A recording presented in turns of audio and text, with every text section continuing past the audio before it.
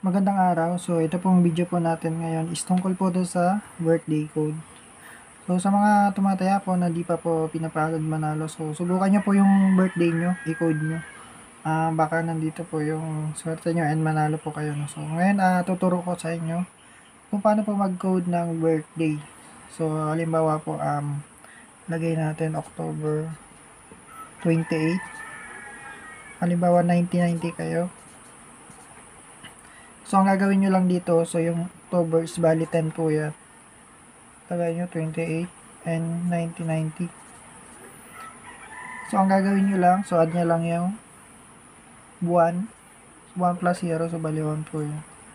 So, dito naman, sa 28, so bali 2 plus 8, 10. So, add nyo na po yan, yung buwan and yung petsa. So, 1 plus 10, so bali 11 po yan. So, ito na po yung unang code na lumabas sa inyo, 11. Sunod nyo pong gagawin, so add nyo lang yung buwan. Add nyo po yung taon, no? So, yung 1990, so add nyo lang yan. 1 plus 9, so bali 10. Ito naman, 9 plus 0, so bali 9 po yan. So, add nyo lang to. 10 plus 9, so bali 19. So, ito na po yung pangalawang code nyo. Kung 2 digits lang yung hinahanap nyo, so pwede nyo na po yan matayaan. Ay kung 3 digits yung hinahanap yung numero, pwede sa kasa. So bali, kukunin nyo lang yung edad nyo. So try natin dito, no? So total natin to 1990. So ang edad nito is bali 33. 33. So ito na po yung pangatlo nating code, 33. So ang kakalabasan niya is 11, 19, and yung edad, no, so bali 33.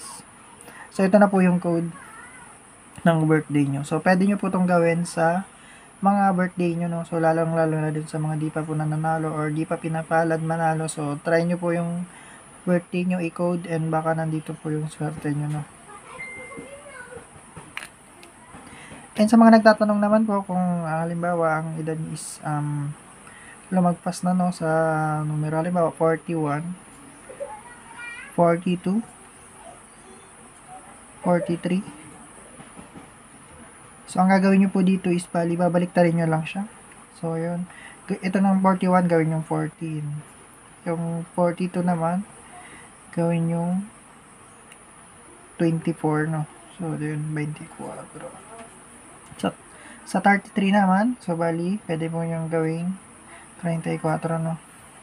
So, halimbawa naman po, simula tayo sa 45, 46, and 47, no.